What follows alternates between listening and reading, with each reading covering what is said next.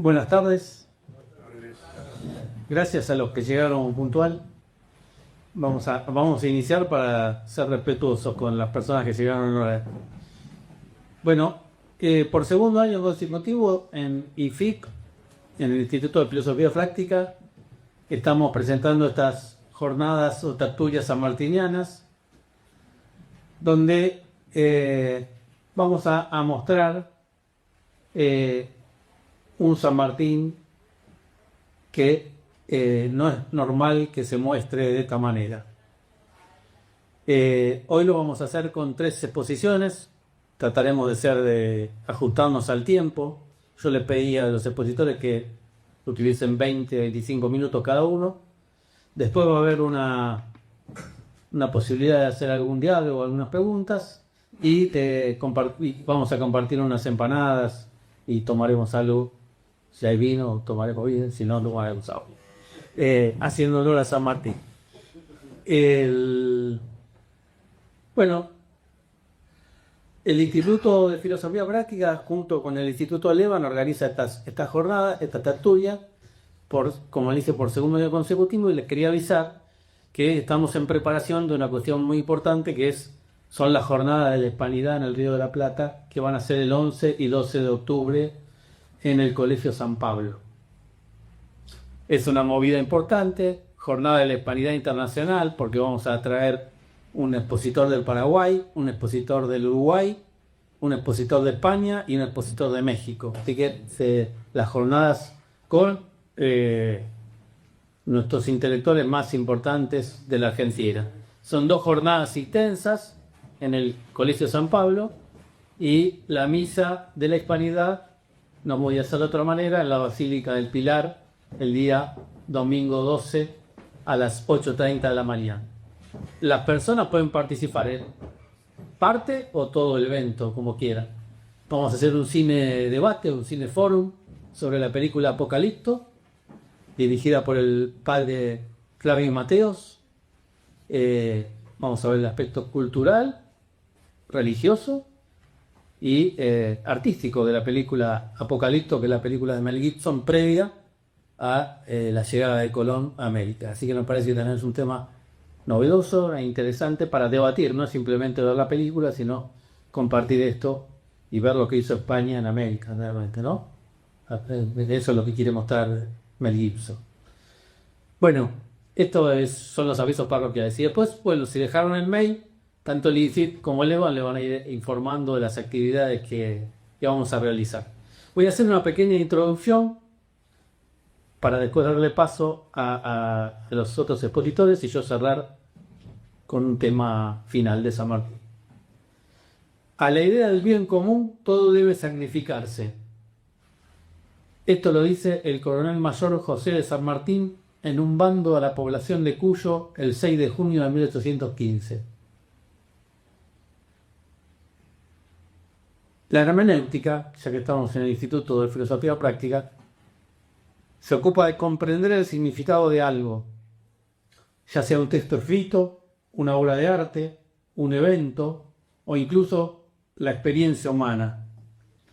La hermenéutica busca ir más allá de la simple decodificación de símbolos para entender el sentido profundo y la intencionalidad detrás de lo que se interpreta.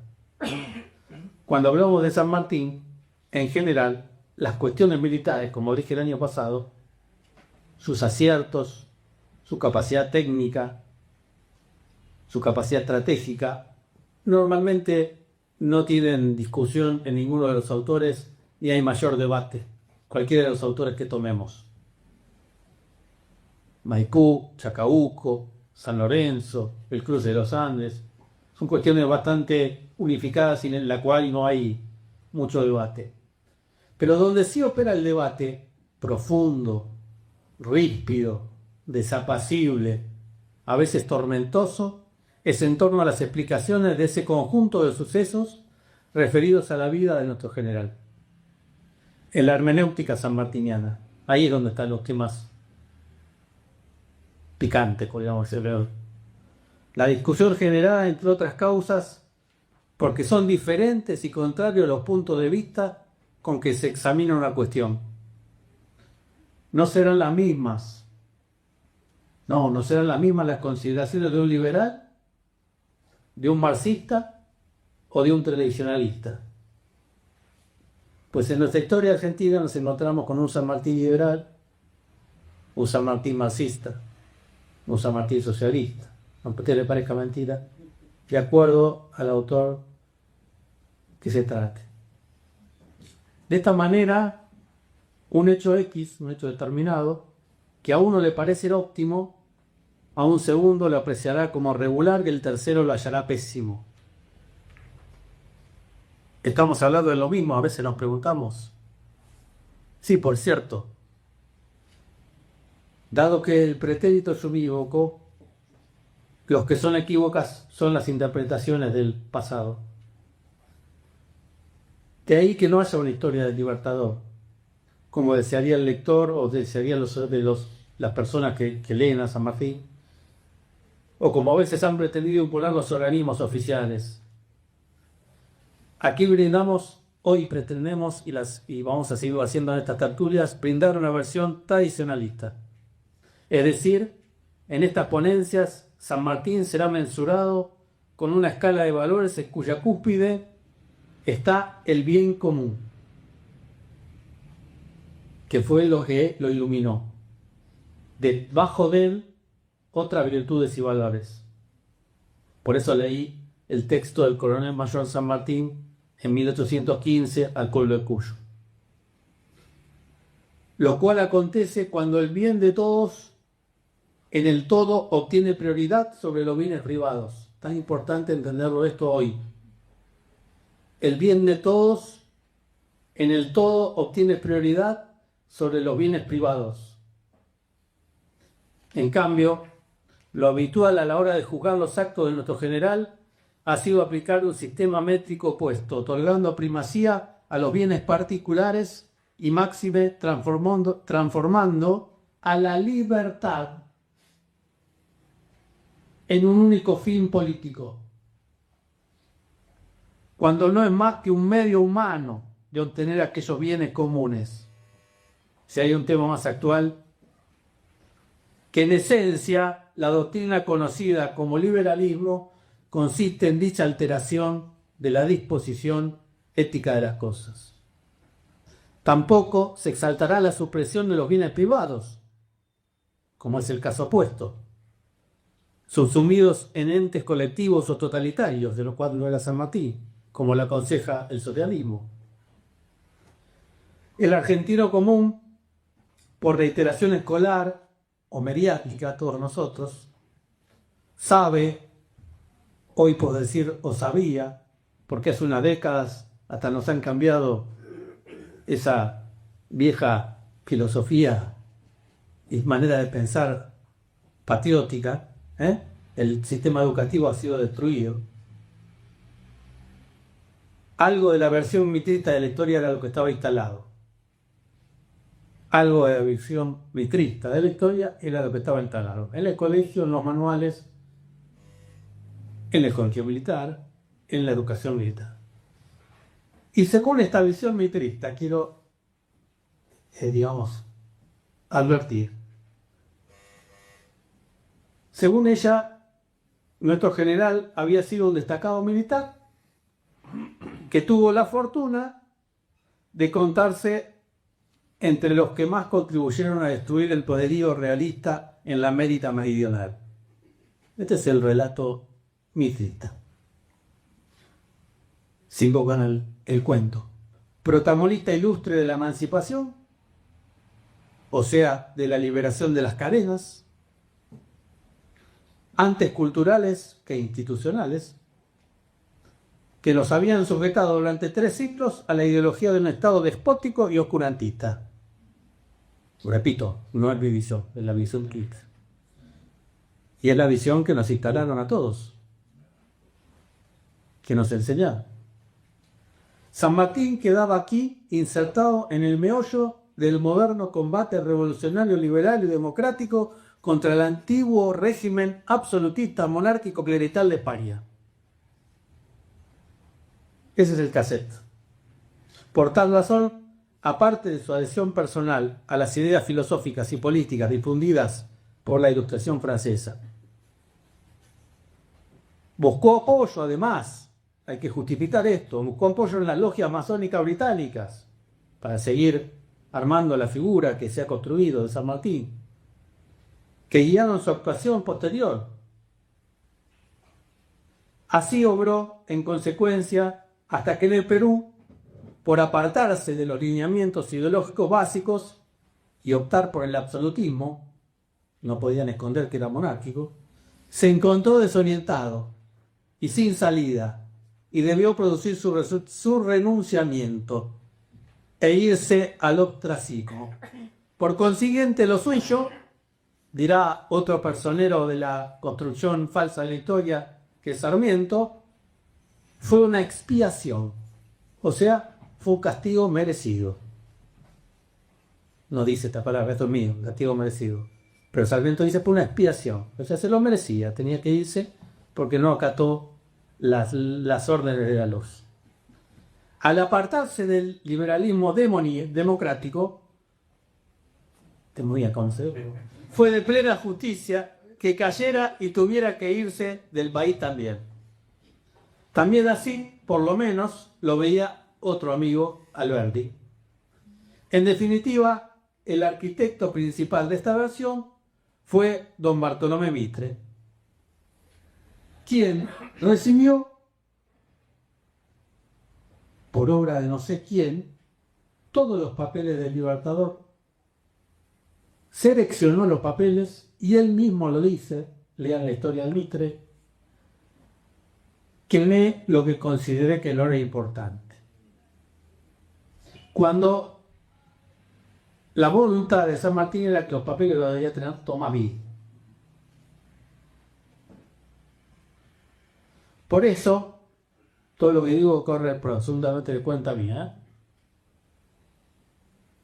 La percepción que se transformó en clásica, o sea, el relato, en la verdad pseudo-clásica, y constituyó la base de la demoníaca historia oficial, sustento cultural a su vez del régimen de gobierno instaurado en esta nación a partir de la batalla de Pavón, continuación de Caseros, del 17 de septiembre de 1861. A partir de ahí viene la instalación y la construcción de una historia, que las escribamos por otros, excepto los que buscan la verdad, por otro camino. Por donde Mitre aparece sucesivamente como el creador político, militar y uno de los fundadores culturales de la Argentina moderna. El historiador socialista, también José Luis Romero, en su ensayo sobre Mitre, destacaba dos cuestiones relevantes. La primera, la confirmación del paralelismo notado. En Mitre se confundían el historiador y el político, en una sólida y compacta estructura íntima. Indisoluble comunidad. Los gérmenes de la actitud del historiador y de la actitud del político coexistirán en el indisolublemente amalgamadas como las dos caras de una misma moneda. Y esto es lo que recibimos nosotros, lo que aprendimos. Las actitudes del historiador y las del político, usando la historia para construir su política. No es el único, ¿no? Vamos a seguir la historia. Pero estoy hablando de cómo inició este relato de San Martín. Su ingente labor de constructor de la historia de la nación, por eso escribe el libro Mitre, escribe el libro sobre la vida de Belgrano y la vida de San Martín, para mostrar un San Martín en Belgrano determinado. Entonces, como decía, Belgrano y San Martín en esta historia se retroalimentan. El sistema de gobierno y los paradigmas intelectuales van de la mano. Fusión entre un hilo conductor, una filosofía de la historia.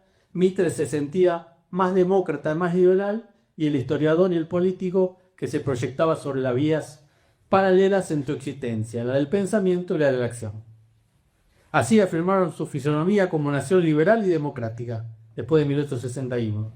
De este modo, ve Mitre delinearse en los orígenes lo que él llamará el gran partido de la revolución, liberal, progresista, democrático, pero típicamente porteño, animada con un espíritu fuertemente liberal y democrático. El periodista contemporáneo ultraliberal José Campobasi comparte esta caracterización y agrega Remitria pica inicialmente esa dialéctica a la época española. Ahí viene el odio del pan. Así, frente a ese mundo oficial que llamó antiliberal, creció y se desarrolló una oposición de la línea histórica liberal contra el oscurantismo, contra la leyenda negra, con la leyenda negra. Ecuánime, un investigador norteamericano, Nicolás Shulway, señala: Mitre, además de ser el creador de la historia oficial, fue quien encarnó la escritura de la historia como un campo de batalla. Se usa la historia como un campo de batalla, no como maestra de vida o como búsqueda de la verdad. Y donde el liberalismo libró su arduo combate para poner al país de un solo color, como se dijo después de Pavón, a sangre y fuego, el color celeste del unitarismo. Así apartó a la nación de la senda seguida desde su inserción en la cultura cristiana occidental en el periodo hispánico, con más de 300 años de historia. Y este espíritu hispánico fue atacado por oscurantista y superficioso. Por lo tanto, San Martín no podía ser hispano. Tenía que ser otra cosa. Y directamente negó el método épico con que había alcanzado su independencia nacional.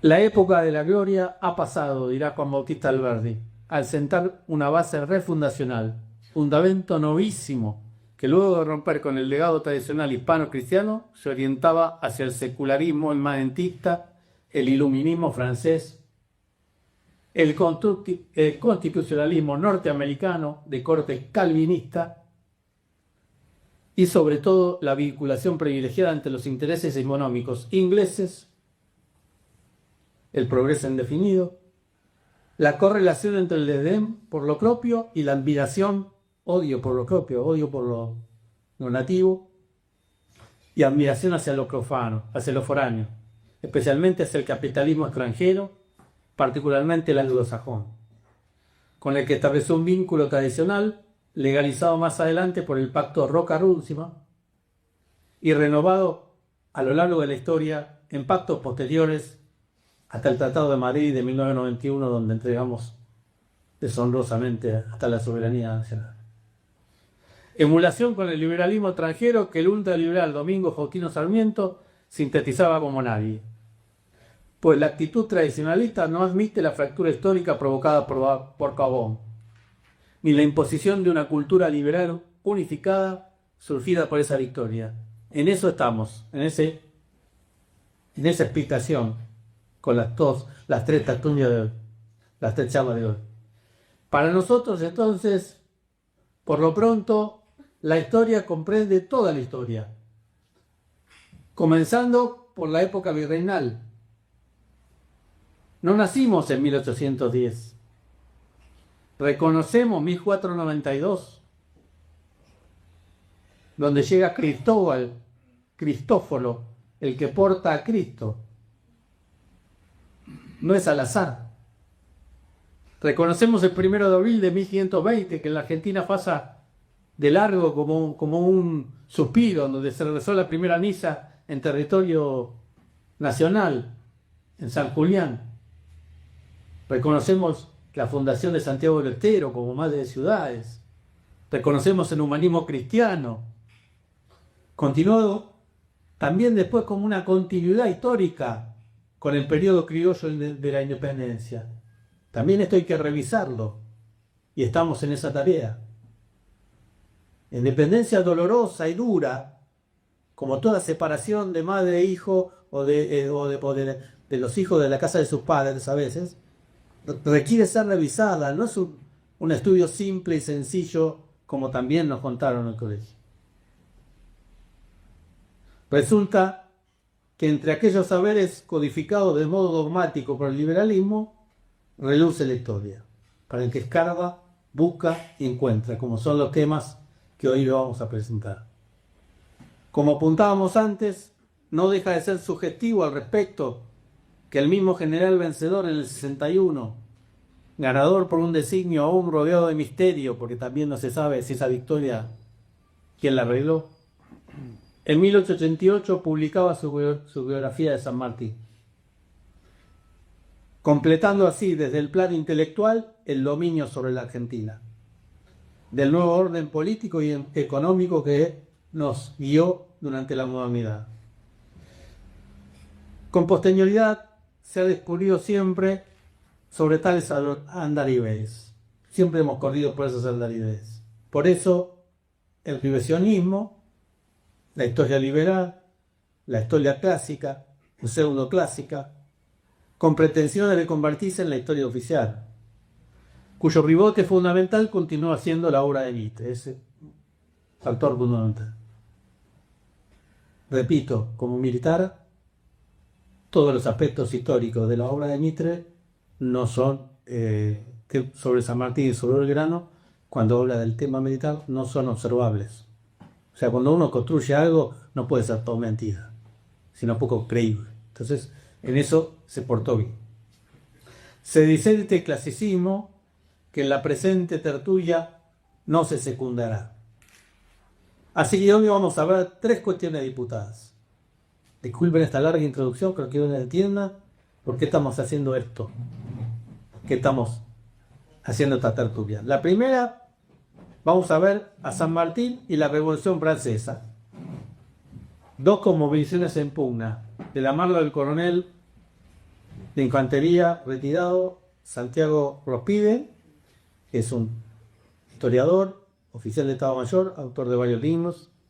Está por presentar ahora un libro importante sobre cuando el poder viene de Dios, sobre los distintos gobernantes católicos que él menciona acá: Isabel la Católica, Carlos V, Felipe II, Juan Manuel de Rosas, Gabriel García Moreno y Francisco Franco. Creo que no tendrá desperdicio. Así que la primera tertulia va a ser con el coronel Rospide, la segunda, San Martín contra el Imperio Británico, de nuestro amigo, profesor, licenciado Sebastián Miranda, que tiene una vasta trayectoria en este tema. Y si queda tiempo y tienen ganas, a lo último yo les voy a contar, y después de Maipú, ¿qué? Llamé mi posición.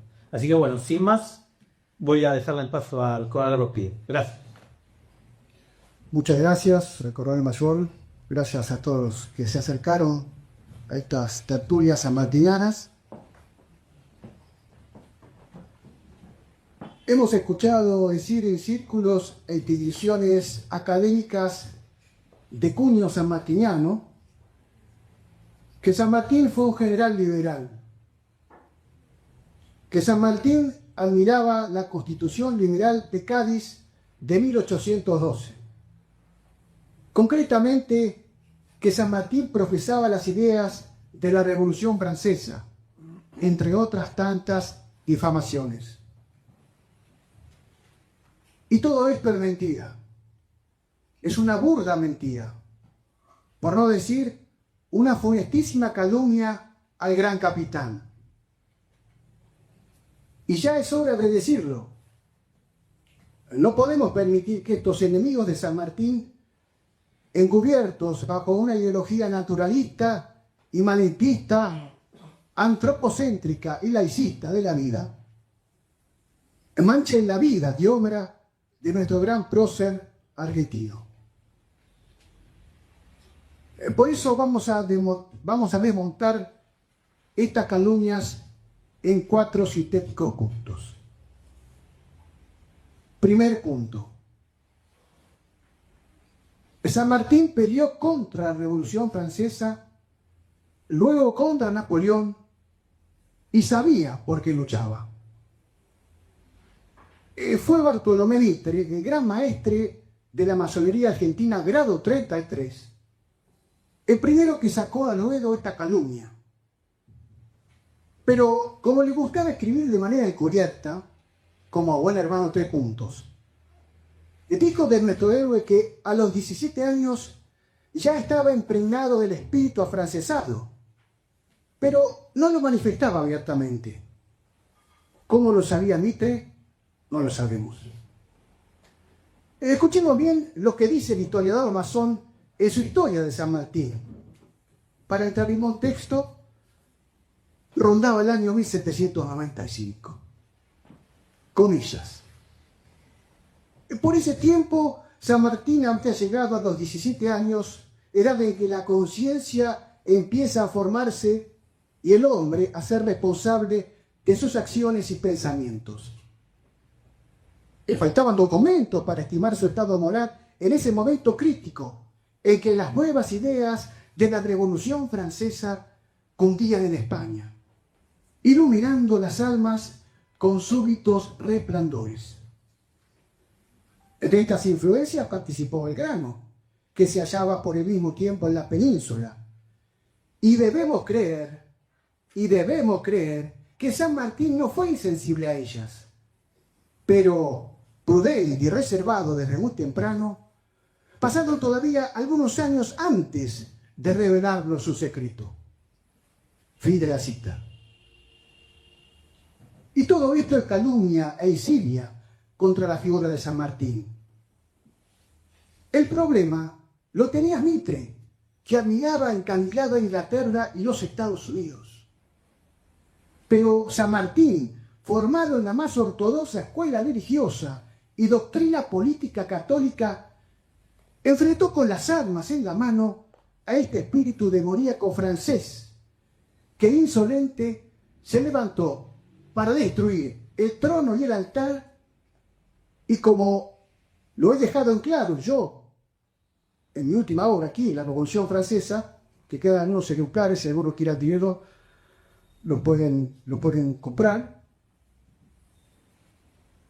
La Revolución Francesa es una inspiración demoníaca, decimos. Y para hacer un sintético repaso de San Martín en España, digamos que a los 13 años tuvo su bautismo que fue en Orán contra los moros. Pidió voluntariamente a su jefe de regimiento entrar en combate. Tenía 13 años el cadete San Martín. 3 campañas en África y en lenguaje castrense ya era todo un veterano de guerra. Siendo oficial, pelea contra los franceses en el combate de Arconilla y en la batalla de Bardén, Tudela y Albuera, entre otras acciones militares. Pero de los 22 años que sirvió en el ejército español, atendamos bien, 18 lo desempeñó en el arma de infantería española. Es infantería que, como dice el poeta, aliada del dolor y la anguía, la vio ya contigo donde sea, porque tú eres la punta que semella, que penetra, que choca y que se estrella en el duro trajín de la pelea. Y San Martín hacía gala entonces al escudo de armas familiar, cuyo lema rezaba: por la católica ley y por servir a mi rey, vida y estado pondré. O sea que de liberal, nada de nada.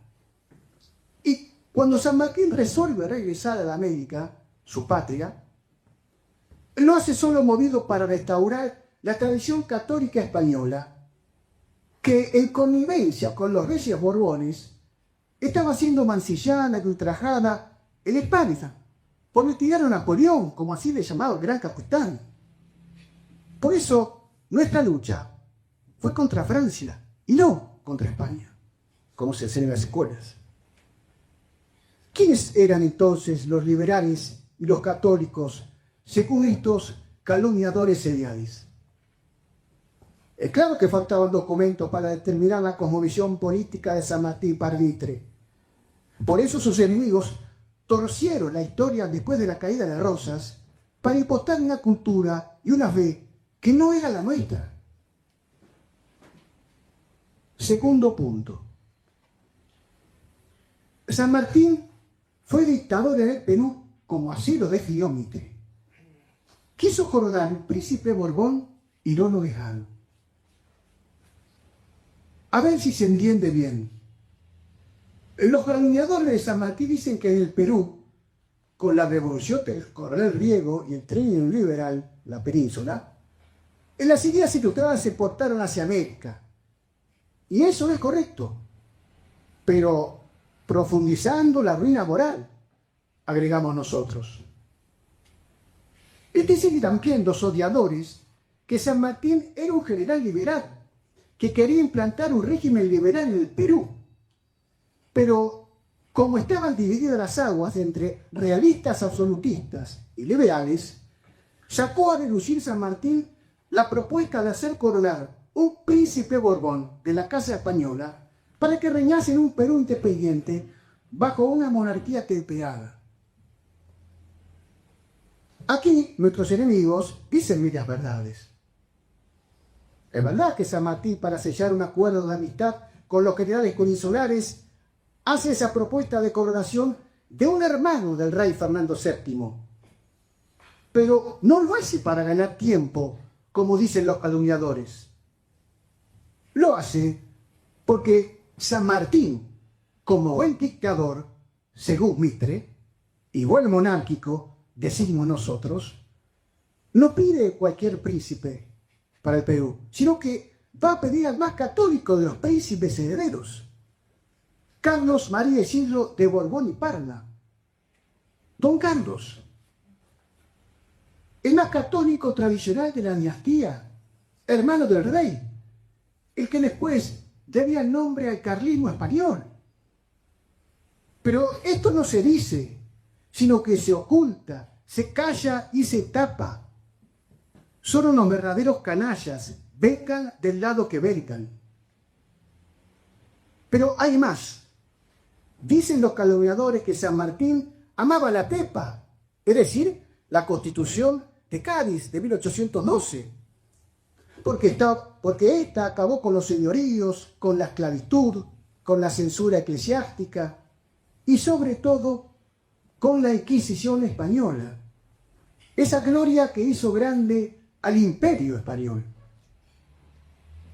Pero omiten sus detractores que el general San Martín, después de la entrevista de Villaflores entre los emisarios de Virrey La Serna y los de San Martín, se les quiso imponer a estos últimos que prestasen juramento de fidelidad a la Constitución de Cádiz, que el rey Fernando VII había hecho jurar en España, luego de la revolución triunfante liberal del coronel Riego en aquella nación. San Martín, indignado, dijo después, comillas, los americanos deben ser libres, pero dentro de límites prudentes. Nosotros no imitaremos a las cortes españolas que en este momento han trastornado el estado político y religioso de la península. La primera proposición que se hizo a 1000 diputados por los del Virrey de Lima, continúa San Martín, fue que a nombre del Reino de Chile, sus jefes y habitantes, a nombre del ejército y los jefes, adoptasen y jurasen la Constitución de la monarquía española. Si aquella proposición no nos trajese a la memoria la política que observaron las Cortes de Cádiz, aún en la época de sus mayores conflictos, y cuando el liberalismo de sus ideas tocaba en la raya de un lenguaje que acaba de usar el rey en su proclama de los habitantes de ultramar, concluye amenazándonos con la indignación nacional si rehusamos someternos a la Constitución. Fin de la cita, es San Martín el que habla. Queda claro entonces que San Martín era antiliberal, que por eso pidió coronar un príncipe, el más católico para el Perú, y no lo aceptaron sus amigos generales liberales, como le imputan sus impugnadores. ¿Quién miente entonces? ¿Sus calumniadores o el general San Martín? Tercer punto. San Martín es enemigo de la libertad, la igualdad y la fraternidad, que con sus locas teorías Francia exportó al mundo. Y estamos cansados con el manoseo de estas tres palabritas mágicas que, condenadas por la Iglesia Católica, aunque se escandalicen muchos mitrados y otros tantos católicos mitólogos, se le atribuyen a la cosmovisión católica de San Martín. No solo están en las antípodas del corpus doctrinal de San Martiniano, sino que abiertamente éste las rechazó y las combatió. Recordemos la enemistad acérrima entre Rivadavia, según Mitre, el más grande hombre civil de la historia argentina, y nuestro gran capitán. ¿O acaso el golpe de Estado del 8 de octubre de 1812, el que San Martín, en pleno con sus regimientos de granaderos, plantado en la actual Plaza de Mayo, derrocó el primer triunvirato, y Rivadavia no se lo perdonó jamás? ¿Y qué decir del hombre más criminal que ha producido el pueblo argentino? Es decir, Rivadavia, como lo llamaba O'Higgins, que con sus locas teorías quiso desquiciarlo todo. Fue esta la primera sonada liberal, la primera sonada militar, perdón, y no la de 1930, como se enseña en las escuelas y los establecimientos educativos de nuestro país. Fue esta, digamos, la que se produjo la primera en la vida política de esta ciudad, de Buenos Aires, de aquel año de 1812.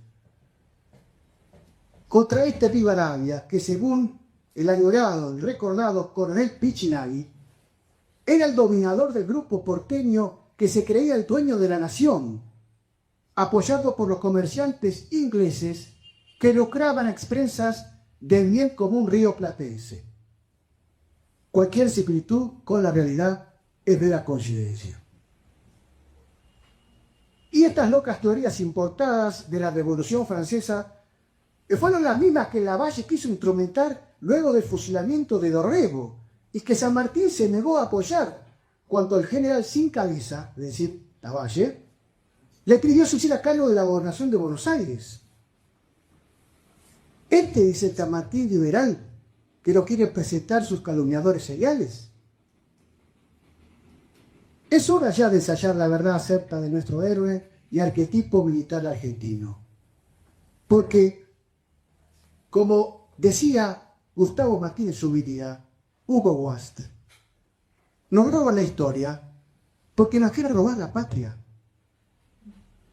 Y así estamos desde aquel fatídico día del 3 de febrero de 1852, es decir, desde la batalla de Caseros. Cuarto y último punto. San Martín murió monárquico. Eran hermanos liberales, San Martín y el virrey La Serna, pero no pudieron congeniar, dicen a través de una diplomatura sanmartiniana, que no es la que dicta el Instituto Lehmann, sino una que, queriéndola imitar, falsifica la historia de San Martín.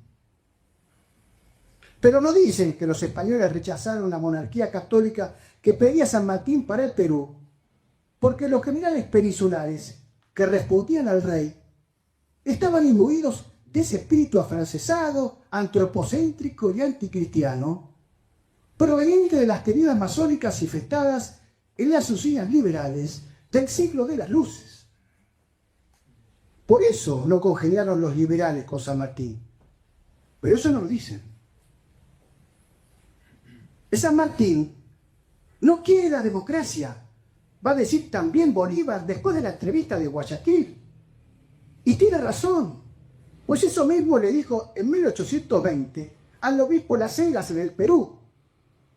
Tengo el placer de ver consolidado un gobierno que garantizase el orden y la prosperidad, le dice San Martín al obispo, sobre principios diametralmente opuestos a las ideas exaltadas que por desgracia se han difundido en el mundo desde la célebre revolución del año 1792.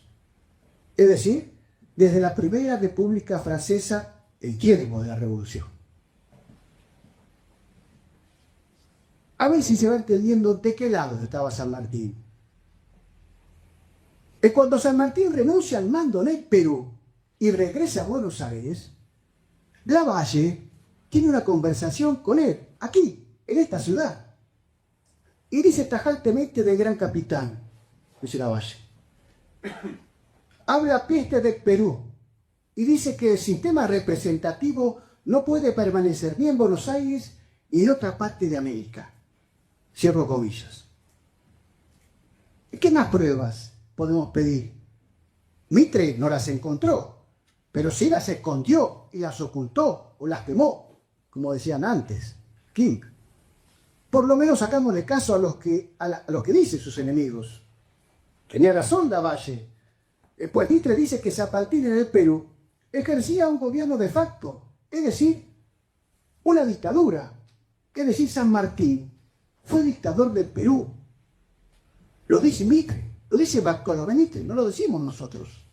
Y tiene razón, pues el general San Martín se lo había dicho en carta del 26 de octubre de 1836, luego de la asunción del mando de Juan Manuel de Rosas en Buenos Aires. Comillas. Veo con placer la marcha que sigue nuestra patria. Desengañémonos, nuestros países no puede, a lo menos por muchos años, regirse de otro modo que por gobiernos vigorosos, más claro, despóticos. Y en otra misiva a Godoy Cruz del 24 de mayo de 1816, previo a la jura de la independencia, el acta de la independencia, le dice San Martín a Godoy Cruz que el sistema popular de gobierno, es decir, la democracia, tiene una tendencia a destruir nuestra religión. Este San Martín, antidemocrático, es el que encarta al general inglés Miller, del 30 de junio de 1841, le dice exultante de gozo que recorrió los campos de batalla de la Legión de la Bété francesa, con la obra de la marquesa de la Roche-Jacques que viene en la mano, textualmente. ¿Se puede ser más claro en cuanto a su cosmovisión católica y no liberal, como le imputa a sus enemigos, o como torcieron escribiendo nuestra historia? Finalmente, ya para no abrumarlos más, y para más pruebas de su no alineamiento con las ideas liberales de la Revolución Francesa, es preciso entonces señalar que la bandera que cubrió su féretro por su voluntad, según lo atestiguan su yerno Mariano Balcarce y su hija Mercedes, no fue la bandera argentina, mucho menos la bandera tricolor francesa que sus enemigos le quieren adjudicar. No. La bandera que cubrió el féretro del general San Martín, el día de su entierro, fue el estandarte imperial de Pizarro, cuyo lema reza Hoc signum Vega Regum est, que quiere decir, este signo es verdaderamente propio de los reyes, es decir, de los austrias mayores, para que se escandalicen los discípulos argentinos. Bueno, si a esto le agregamos que Rosas fue el receptor de su sable corvo, el oprobio y la indignación de nuestros enemigos llega a ribetes escandalosos. ¿Qué más pruebas quieren tener los enemigos de San Martín? Que es lo mismo decir los enemigos de la Argentina católica, hispánica y tradicional, como se decía antes también aquí. Y una más, y aquí ya terminamos, la última. La de aquel que odió más la cosmovisión del gran capitán, es decir, Bartolomé Mitre. Pues es el enmanguilado masón quien nos va a confirmar este antirepublicanismo, antidemocratismo y antiliberalismo sanmartiniano. Después de la propuesta de San Martín de monarquizar el Perú, dice Mitre en su historia de San Martín, condenando al gran capitán al ostracismo de los dioses, dice lo siguiente: cuando San Martín desconoció esta ley de la historia, es decir, la democracia en América, cayó como libertador. Cierro comillas. Es decir, entonces, que Mitre impone y crea libertadores por su odio a la España católica y los desecha y tira a la basura cuando no encajan en su liberalismo masónico, porque, como dice el general San Martín, no he tenido más ambición que la de merecer el odio de los ingratos y el aprecio de los hombres virtuosos. Muchas gracias.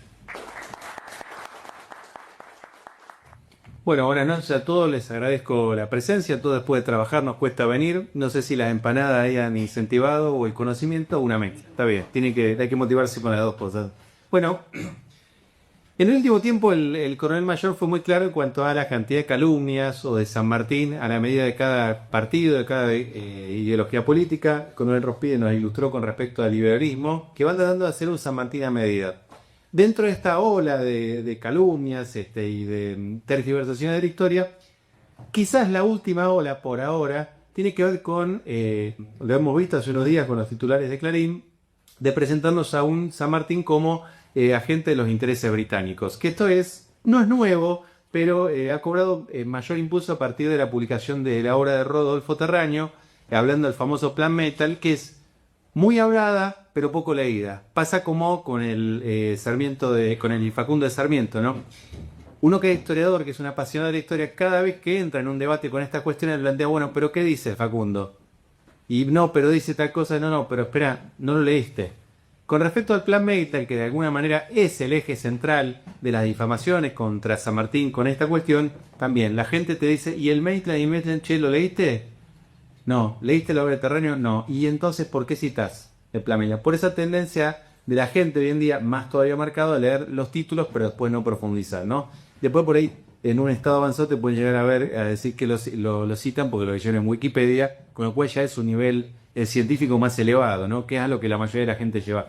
Pero lo importante no es hacer una crítica a esto, porque si San Martín hubiera estado vinculado a los intereses británicos, nos guste o no nos guste, tendríamos que decir, che, la verdad que sí, hay argumentos. Nosotros, el rechazo que tenemos por los británicos naturalmente, tiene que ver mucho con la cuestión Malvinas, que no había pasado en la etapa de San Martín. Si hubiera argumentos, tendríamos que decir, nos gusten o no los ingleses, en mi caso particular, los detesto con todo mi ser, ¿sí? Pero tendríamos que decir, sí, actuó como agente de los intereses o vinculado, lo tenemos que admitir porque la historia se hace con documentos. Las historias son otra cosa. Entonces, la historia como ciencia es un conjunto de saberes metódicamente obtenidos y sistemáticamente organizados. Los que venimos ya hace muchos años trabajando con el método, tenemos argumentos para decirlo. Entonces, vamos a tratar de hacer la exposición bien práctica. ¿Para qué? Para que cuando se nos plantee esto, nosotros digamos con argumentos sencillo pero fundamentados, porque eso tenemos que no tuvo nada que ver con los intereses británicos, sino que al contrario fue un enemigo de los intereses británicos. Si Dios quiere, en unos días va a salir a la luz una publicación de 250 páginas que se llama San Martín contra el Imperio Británico, el mito del agente inglés, Gran Bretaña contra la libertad de Hispanoamérica. Porque Gran Bretaña no solamente no fomentó la independencia de Hispanoamérica, sino que sistemáticamente la boicoteó. Esto lo hemos podido documentar en este trabajo. Vamos por partes. ¿Cuál es el primer momento de actuación pública de San Martín? Su estancia en Europa. De acá se fue muy jovencito, a los 6 años, se acordaría muy poco de su tierra, y a los 11 años ingresa en el ejército español. El primer enfrentamiento contra los británicos lo va a tener en su bautismo de fuego. ¿Por qué digo esto? Porque se peleó con los moros. Pero esto nos ha ilustrado muy bien en distintas exposiciones el coronel mayor. Los británicos a veces actúan directamente y a veces indirectamente. El caso de Ucrania, que tanto nos ha ilustrado el coronel mayor, es uno de los ejemplos. ¿De dónde proviene gran parte del armamento? Comenzando por toda la artillería que utilizan los moros contra la Plaza de Orán, es provisto por los ingleses. Gran Bretaña fue y será enemiga histórica de España e enemiga histórica de la Argentina. No son rivales, no son oponentes, son enemigos declarados que usurpan gran parte de nuestro territorio. Cuando decimos no hay hipótesis de conflicto, no hay hipótesis, hay un conflicto concreto, ¿sí? A partir de mantener esto. Entonces después que se intercambien cascos, que hagan todo lo que quieran para vincularse con los británicos. Pero estamos hablando de una nación que es enemiga de España y enemiga de la Argentina. Entonces ya en su bautismo de fuego a los 13 años, él tiene que enfrentarse a las armas de los moros que han sido provistas, comenzando por toda la artillería con la cual bombardeaban la Plaza de Orán por los británicos. Después San Martín va a tener una guerra contra los portugueses. Va a tener 2 guerras contra los portugueses. Para que se den una idea, Portugal, como todavía Chile no existía como nación, ese rol, los colombianos tienen una frase que dicen son los lavaperros, los obsecuentes, los alcahuetes, los perros laderos, eran los portugueses. Después los chilenos no sé si los han superado, por ahí están cada vez tratando de igualar a los portugueses. ¿Sí? Es decir, enfrentar a Portugal era enfrentar a Gran Bretaña porque era el perro ladero de los intereses británicos, como lo fue también durante la Guerra de Malvinas.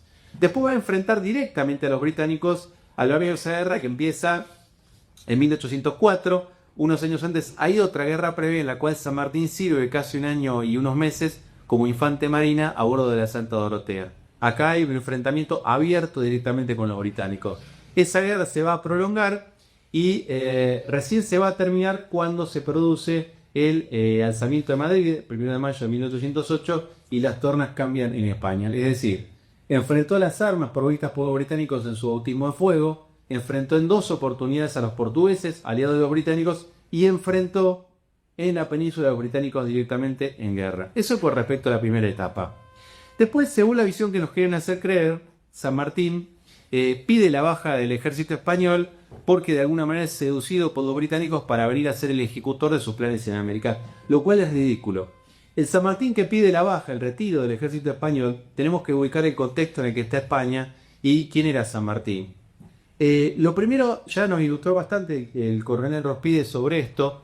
La España que es ocupada por los franceses no es ocupada por los franceses. Es facilitada la ocupación porque España está dividida. Lo que despectivamente San Martín llamaba godos era el sector de España afrancesado, que había comenzado con Godoy, que era el válido, digamos, una especie de primer ministro de Carlos IV, que había empezado ese proceso de afrancesamiento hasta un punto. ¿Por qué? Porque esa monarquía que se instala en España a partir de 1700 no es la de Felipe II, no es la de Carlos V, ni no es la de Isabel y Fernando. Es la Francia borbónica, que es la que va a llevar esas ideas del despotismo ilustrado a España. Cuando discutimos con los hispanistas, y yo soy hispanista, y con los carlistas, el territorio que se separa en América de esa España, no nos separamos de la de Isabel, Fernando, los tercios y de Carlos I o de Felipe. Nos separamos de la España de Carlos IV y Fernando VII. Y bienvenida sea y celebrada esa separación. ¿Por qué lo digo? Porque cuando uno se toma el trabajo de leer las actas de Bayona firmadas por Carlos IV cede todo el imperio español a Francia, incluido y expresamente nombrada los territorios americanos, el reino de las Indias. Es decir, en todo caso se está enfrentando a un rey que está protocolizando la entrega de América a los franceses. Cuando uno lee, y no se lo recomiendo si tienen peligro de ser diabéticos o son diabéticos, que lean la correspondencia entre Fernando VII y Napoleón. Cuando Fernando VII celebra, San Martín había combatido y en la batalla de Bailén, que es el único oficial nombrado de su regimiento, eso es lo que permite la liberación de Madrid. Fernando VII lo felicita a Napoleón Bonaparte por volver a ocupar Madrid.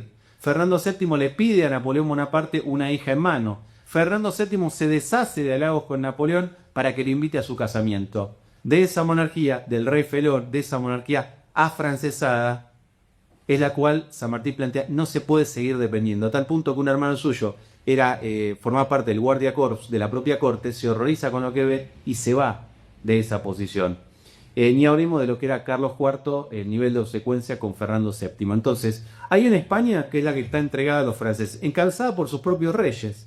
Y hay otra España que es la que queda en la isla de León, que está sostenida por los cañones de la escuadra británica.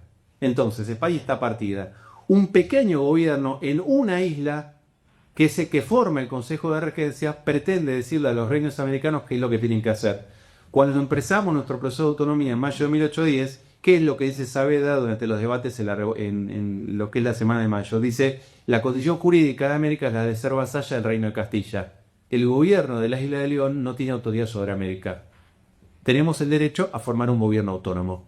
Cuando San Martín pide la baja del ejército español, ha visto esa corrupción, este tema podrido, degradado, esa España afrancesada y pro-británica, lo ha visto en directo. Se va unos meses a Gran Bretaña, en la cual, teóricamente, según los expertos en el Plan Maitland, las altas autoridades británicas le explicaron a San Martín, le dieron a conocer un plan elaborado en las más altas esferas del almirantazgo británico. ¿A quién? A San Martín, que era un teniente coronel, poco conocido, que había pedido la baja del ejército español, lo cual es ridículo, porque el Plan Maitland era un plan pedido y manejado en las altas esferas del almirantazgo británico, que se lo hubieran facilitado un hombre como Francisco Miranda, que ya hace años que tenía una trayectoria en tratar de lograr un proceso de independencia de América con el apoyo británico, era entendible, pero no a San Martín, que en ese momento no era el libertador de América, sino era un don nadie. Cuando uno se toma el trabajo de el Plan Maytan, para que se den una idea, Maytan era un nombre bastante importante dentro del gobierno inglés, que le piden un plan para ocupar la América española. Lean cualquier obra sobre invasiones inglesas, la de Bevina, la de Roberts, y van a ver que hay 20 planes previos, por lo menos, para la ocupación de América. Previos al Maytan. Te revisé, encontré este plan, che, no era muy original el Maytan, porque había como 20 y pico de planes. Lo que pasa es que Terraño, evidentemente, es muy bueno como vendedor de historias, aunque en ningún momento en su obra tampoco dice que San Martín haya sido un agente inglés, pero así nos lo transmitieron. Para que se den una idea de la precisión del Plan Maytan, el Plan Maytan dice, confunde Ciudad de México con Quito. El Plan Maytan dice que la cordillera de los Andes se puede cruzar en 2 días. Nunca Maytan visitó América, agarró unos mapas y entonces a San Martín se le ocurrió ir a Chile, cruzando por la cordillera y de ahí saltó por la zona pacífica del Perú. Y sí, si vos mirás un mapa de geografía para un chico de segundo grado, lo vas a ver que las rutas son esas. Entonces, es mentira que San Martín viene con su plan libertador de Europa, y mucho menos trazado por los ingleses. Está muy poco tiempo en Gran Bretaña, por engrado, por la condición, es imposible que haya conocido el Plan Maytan, ningún documento tampoco lo amerita, es poco lo que se sabe sobre esa etapa, y cuando viene a América sí viene con la idea de independencia, pero con la idea de independencia ¿de qué? De esa monarquía degradada de Carlos IV y de Fernando VII. Entonces, cuando uno estudia la estancia de esos pocos meses, es imposible que haya conocido el Plan Maytan, que por otro lado se manejaba, como les digo, altas esferas del gobierno británico, pero que tampoco era algo nuevo. Hay una gran cantidad, y agrego un quiero vale 4.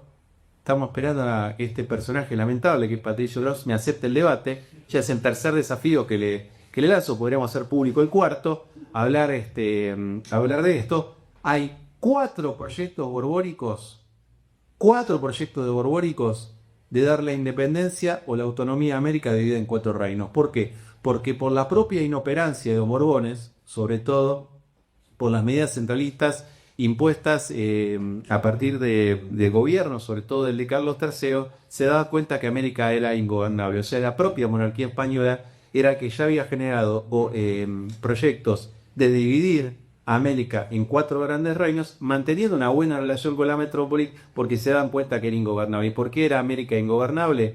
Justamente por la aplicación de las medidas centralistas de origen borbónico, especialmente por Carlos III, o sea, por los propios errores de la monarquía. Es la propia monarquía la que está tratando de intentar la autonomía o la independencia de América. Esto es importante porque está documentado. Uno de los proyectos, por ejemplo, es de Godoy, otro de Carlos IV. ¿Se entiende? Esto es importante también tenerlo en cuenta. Cuando llega a Río de la Plata, ya hay una cuestión que es muy importante y que se logra entender a partir de la lectura de la documentación. San Martín dice claramente en la correspondencia con Belgrano, cuando él lo mandan al frente de los refuerzos, porque Belgrano ha sido derrotado en Vicapugeyoma, San Martín pasa ese cargo del ejército auxiliar del Perú con los refuerzos. En el camino lo nombran no solamente a cargo de refuerzo, sino el reemplazo de Belgrano. San Martín lo que dice sistemáticamente en la correspondencia con Belgrano es que no tiene la más absoluta idea de lo que pasa en el norte argentino, que quiere saber las características del pueblo, de la propia tropa, del enemigo, de la geografía. Con lo cual, difícilmente un militar de experiencia como él puede haber creado un plan libertador en Europa cuando está diciendo sistemáticamente en los documentos que no tiene la menor idea de lo que está pasando en ese teatro de operaciones. Se había ido a los 6 años ¿de dónde? De Corrientes. O sea, no tenía la menor idea. El primero que lo ponen tanto son Díaz Vélez y Güemes. Como Güemes era pariente de los Escalada y Güemes había sido sancionado disciplinariamente por Belgrano, se conocieron la estatura de los Escalada. Y ahí cuando San Martín empieza a conocer qué es lo que pasa en el norte. Por eso cuando se hace cargo del ejército auxiliar del Perú, del ejército del norte, ¿qué le pide a las autoridades? Que lo dejen a Belgrano. Belgrano dice, nada me arredará a servir, aunque sea en calidad de soldado. Y se quiere quedar a aprender de San Martín. Y San Martín se quiere quedar a aprender de Belgrano. Cuando se da esta situación, la segunda campaña de Alto Perú había fracasado, iban por el equivalente a lo que sería hoy en día la Ruta 9, que era el camino real, que llegaba hasta Lima. Y San Martín dice, al conocer las características del enemigo, de la propia tropa, del pueblo y sobre todo de la geografía, por acá no podemos llegar a Lima. Hay una tercera campaña de Alto Perú que se desarrolla cuando ya San Martín está en la gobernación intendencia de Cuyo, que vuelve a confirmar que por ahí no se puede llegar a Lima porque fracasa. Es destruida la fuerza militar, el ejército auxiliar del Perú, en la batalla de Sipe-Sipe. En ese interín, San Martín, que tenía serios problemas respiratorios, se enferma, está en los partes del médico, no es que inventa una enfermedad, está al borde de la muerte, se recupera en Córdoba y ¿qué pide? Ser nombrado gobernador intendente de Cuyo. Cuando en ese momento todavía Chile estaba en poder de los patriotas. O sea, no iba a liberar Chile. A los pocos días de estar al frente como gobernador intendente de Cuyo, se produce la derrota de Rancagua y ahí San Martín tiene que decir, bueno, ahora voy a tener que cruzar la cordillera, liberar Chile y después hacerle santo al Perú. No pasar a un territorio que está en manos patriotas. Mientras tanto es interesante ver qué hacían los británicos. Cuando Fernando VII recupera el trono, no hay nadie que pueda discutir que los británicos eran el dueño de los mares. Las escuadras españolas pasaban por el Atlántico llevando refuerzos, tropas, armas, cañones, municiones, sin que los buques británicos hicieran absolutamente nada por impedirlo. Sistemáticamente los británicos desestiman cualquier proyecto de independencia. Uno puede decir, bueno, está bien, ¿por qué? Porque el peligro en Europa, hasta que cae definitivamente el cuartado de Napoleón, es Napoleón. Había que mantener la alianza con España. Bien, sería una opción, vamos a tomarla provisoriamente.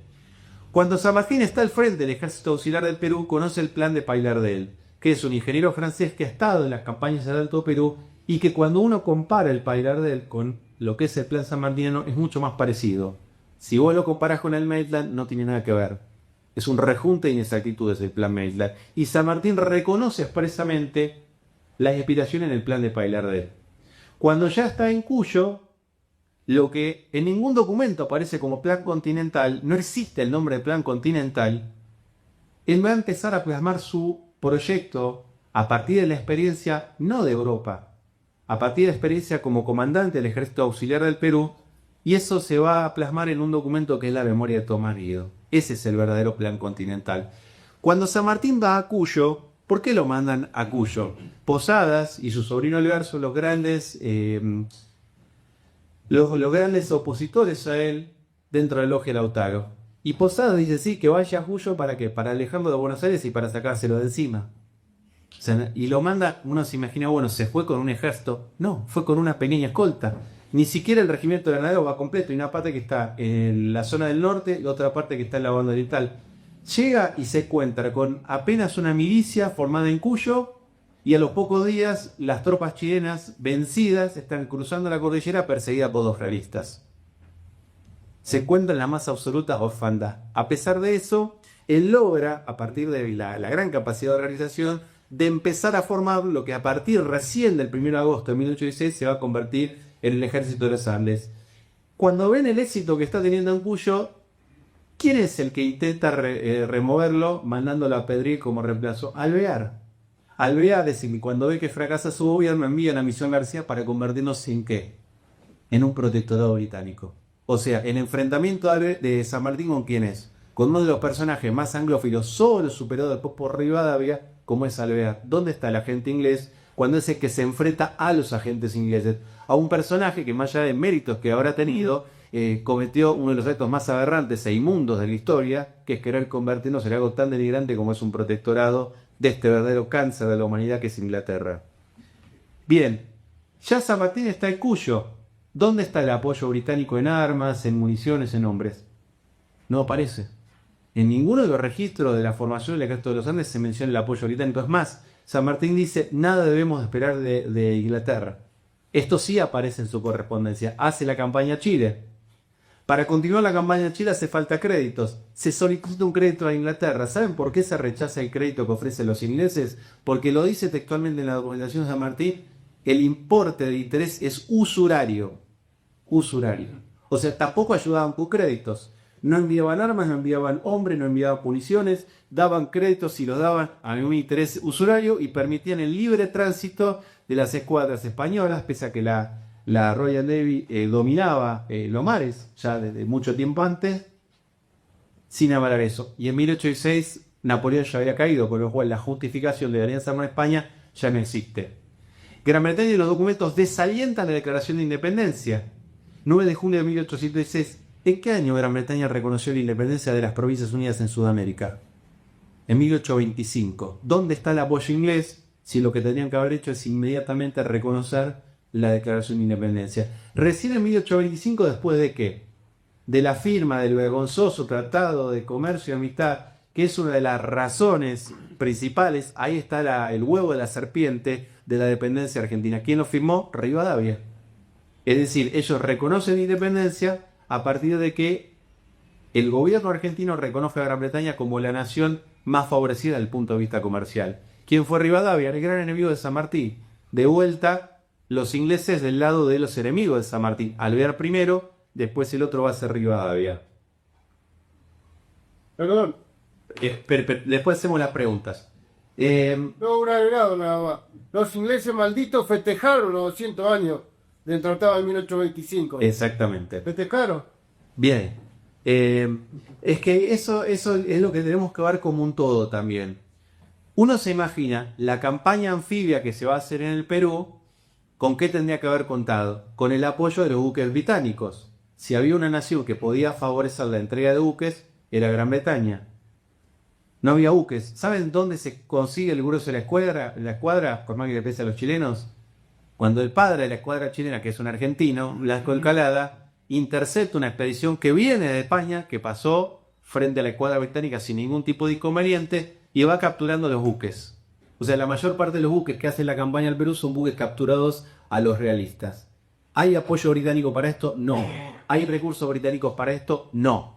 La campaña al Perú se va a hacer pese a la oposición de los británicos, con recursos conseguidos por nosotros mismos a partir de San Martín. Y en Perú, 5 minutos, en Perú es peor esto todavía. ¿Por qué digo que es peor? Porque cuando él lanza la campaña al Perú, cuando él logra la ocupación de Lima, esto también está documentado, exige que o se reconozca el gobierno revolucionario, o le da la posibilidad a los realistas a irse a España, dejando sus caudales. ¿Saben cómo se fugan los caudales realistas de Lima? A bordo de 2 buques británicos, en lo cual los capitanes les cobran comisiones de alrededor del 30% para llevarse la plata de Lima. Sigo como me están apoyo, me entusiasmo y no de con el tiempo. ¿Por qué San Martín tiene que ir a negociar con Bolívar?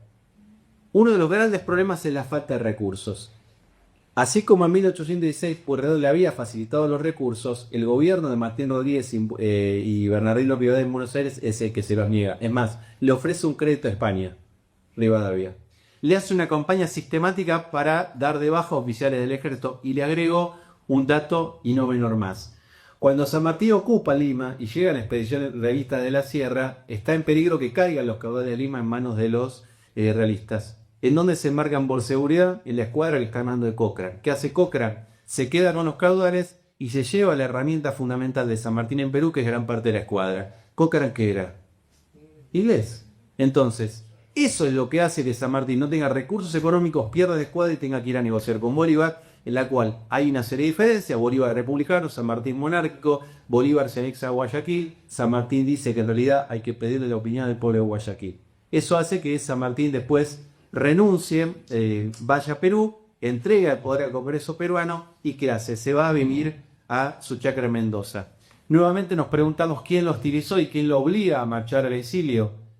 El gobierno de Bernardino Rivadavia, es decir, de vuelta son los anglófilos los que se enfrentan a él. San Martín no se va, como nos ilustró Mintre, con esas historias tan bonitas, tan lindas para el Villiquen, no se va a Europa a educar a la hija, se va por la hostilidad del gobierno de Bernardino Rivadavia, su gran enemigo, y esto lo dice permanentemente en los documentos. Cuando se va a Europa, expulsado por el partido de Mitre, por el partido unitario, y con esto cierro, la actitud en Europa, ¿cuál va a ser? ¿La de ese viejito que está jugando Manasnier y dándole de comer a las palomas en la plaza, más o menos? No, fue un hombre completamente activo, que sabía leer muy bien la realidad nacional, que condena a la revolución de Lavalle, en la cual dice los responsables son Rivadavia y sus satélites, que son los que habían empezado la entrega del patrimonio nacional a los británicos, y después lo vemos, y me apuro un poquito porque por el tiempo que tenemos, después es el hombre que va de la mano, no solamente avalando la forma de gobierno de Rosas, porque San Martín no solamente se enfrentó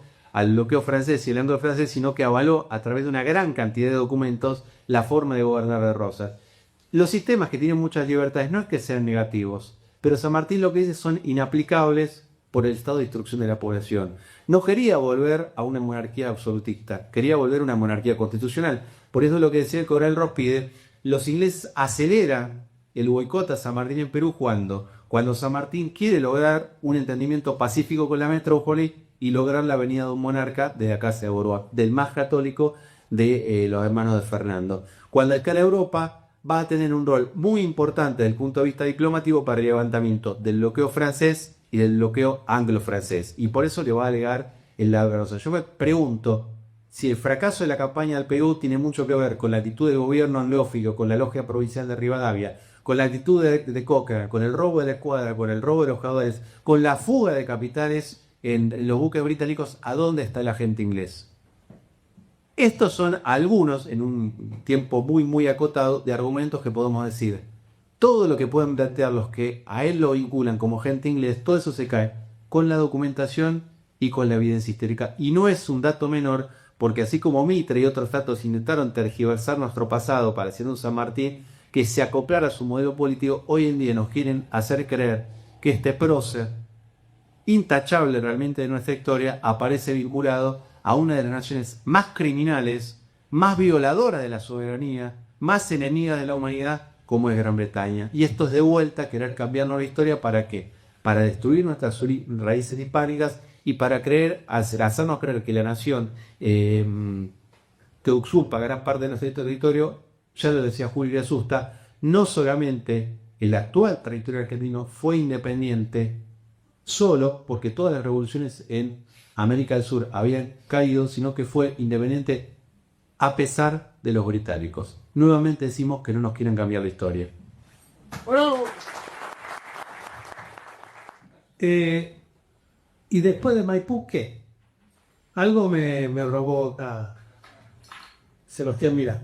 Me alivianó el trabajo. Después de Maipú, ¿qué? Hay, primero desde el punto de vista político. La política, dice Carl Smith, una de las características interesantes en política está basada en la distinción entre amigo y enemigo. ¿Sí? Entre amigo y enemigo.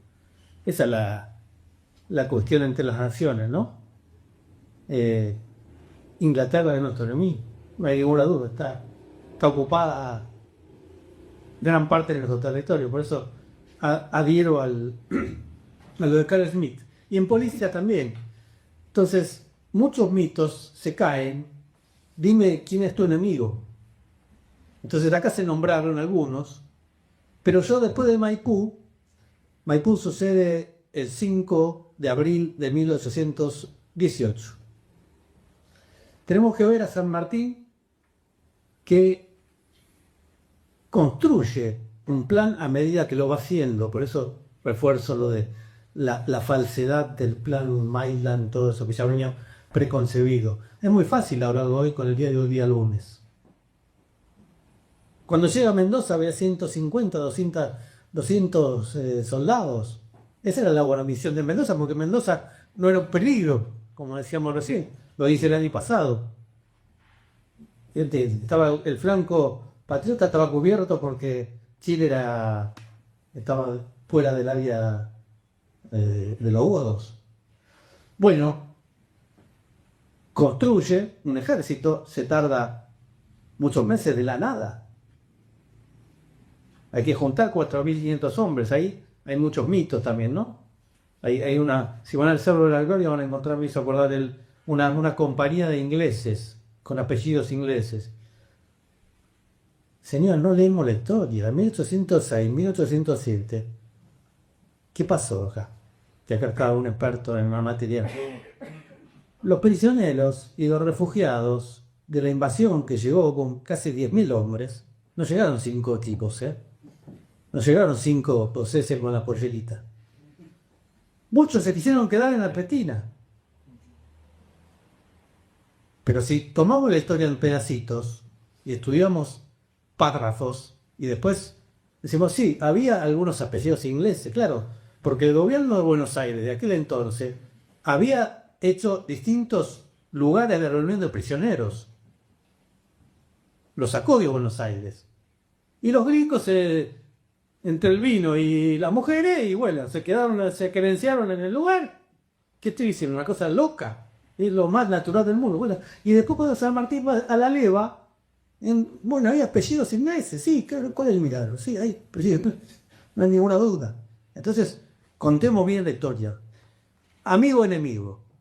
Es muy importante, en este capítulo se habló de los enemigos. Claramente, posterior, anterior, Rivadavia.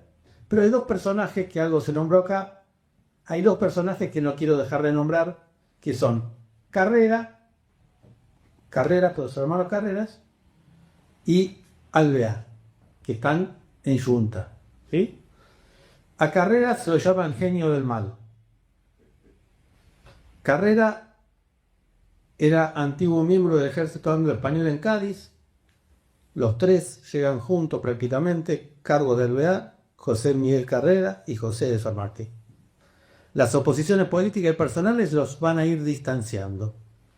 Los van a ir llevando a cada uno por su camino. Y acá Carrera va a ocupar un rol trascendente en oposición a O'Higgins. Los hermanos Carrera van a ser, quiero ser breve, no voy a preparar a decir todo lo que tenían preparado, pero para que lo tengan y después lo profundicen. Carrera es un espíritu absolutamente opuesto al espíritu sanmartiniano. Son personalidades opuestas. Un bravo soldado llegó a ser mayor de USA desde el ejército español. Bravo soldado, esto hay que reconocerlo. Sus hermanos, por orden de Losuriaga, que era gobernador, intendente de Cuyo, ante revueltas, son fusilados. Los hermanos Carrera, sé que Carrera se lo atribuye a San Martín, cuando San Martín estaba en otra ubicación política. Carrera, Alvear, van a complotar contra San Martín y contra O'Higgins en todo el proceso de la independencia. Van a ser expulsados. Lo vamos a encontrar a Alvear y a Carrera en el litoral, junto a Ramírez, opuestos a Artigas. Por eso, para ir viendo quiénes son los amigos y quiénes somos enemigos, simplemente.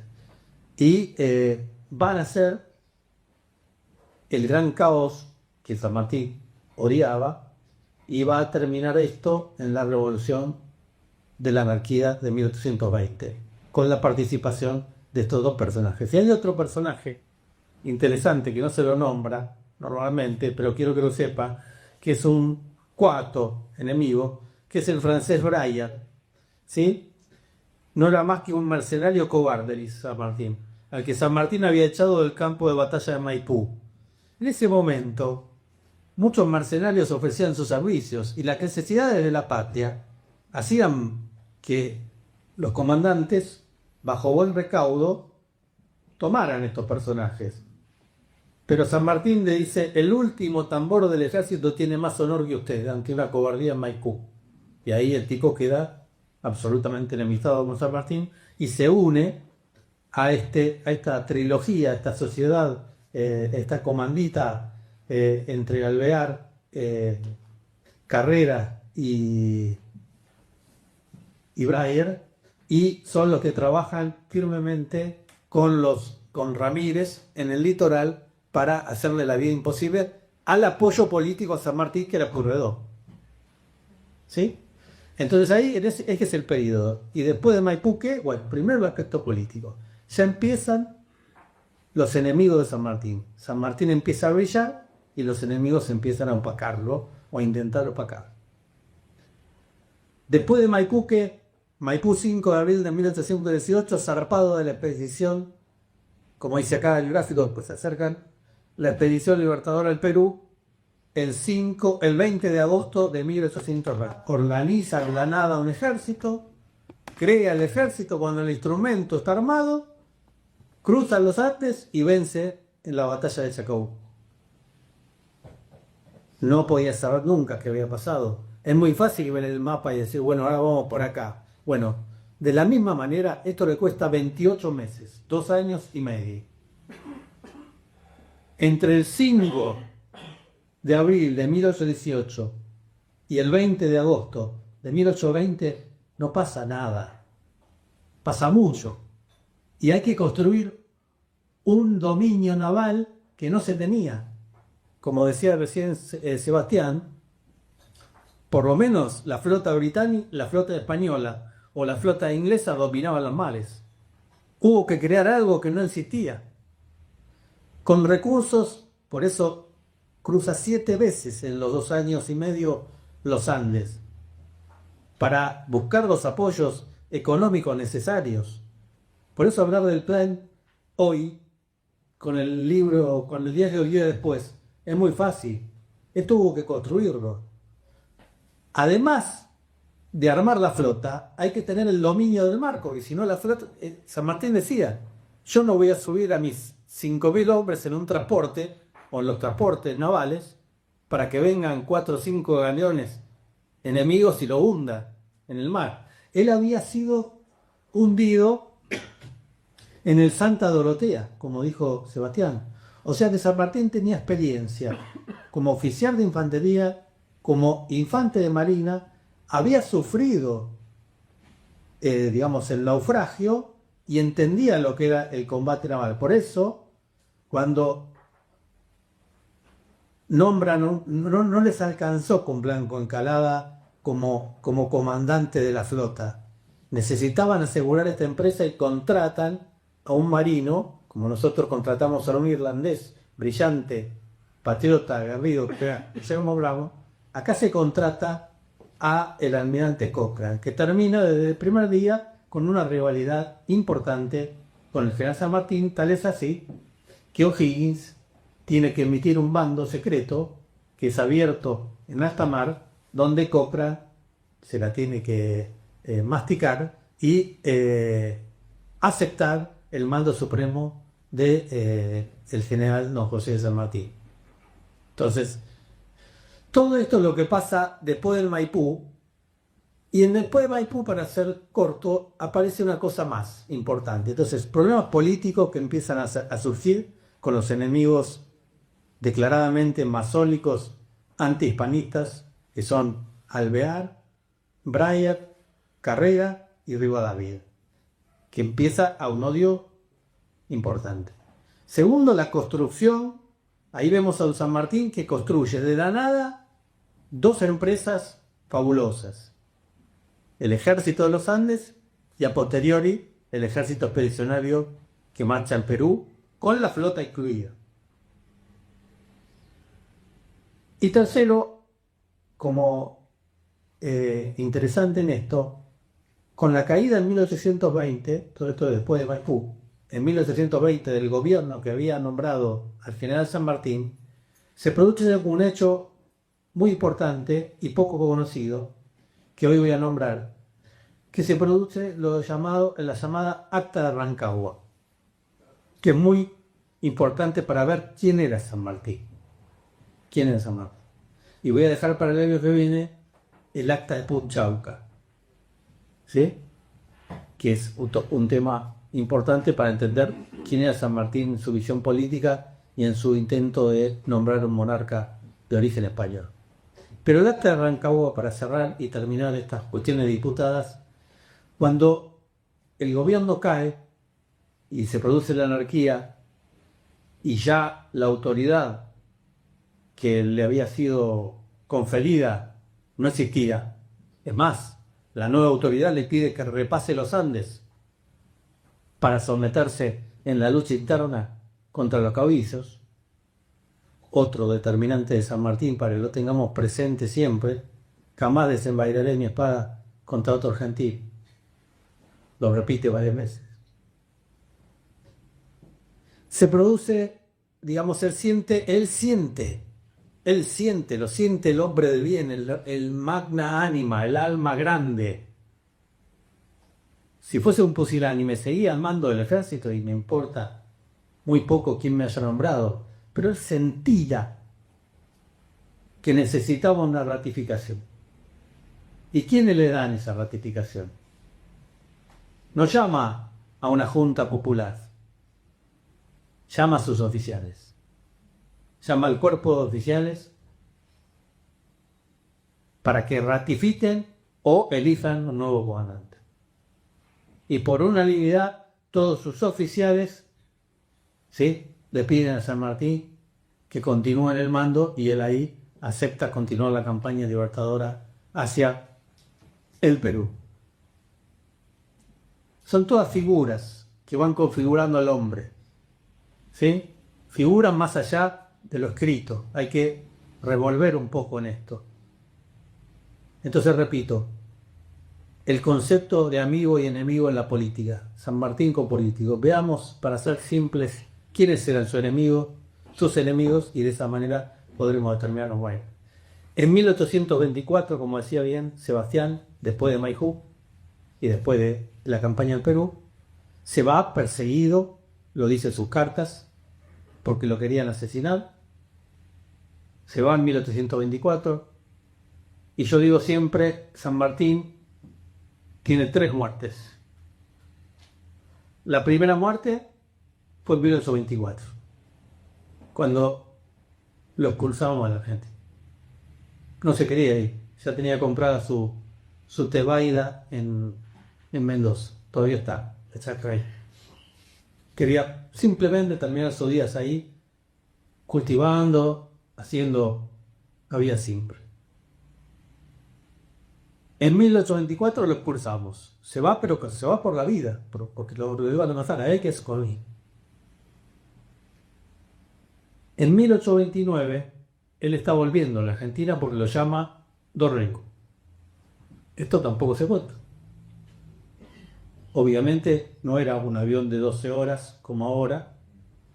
En el medio del llamado, cuando él vuelve para ponerse al servicio de la patria con Dorrego, en el medio, Lavalle fusilador. Por eso les pido, leamos la historia completa, capítulo de completo, no pedacito.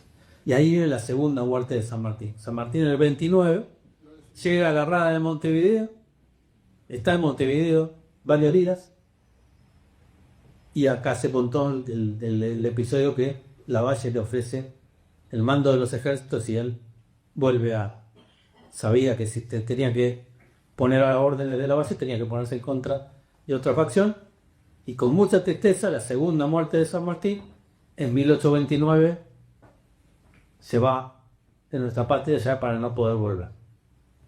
Y la tercera muerte se produce el 17 de agosto de 1850, cuando fallece realmente el general don José de San Martín. Bueno, esto es lo que le queríamos contar el día de hoy. Espero que hayamos sido útiles.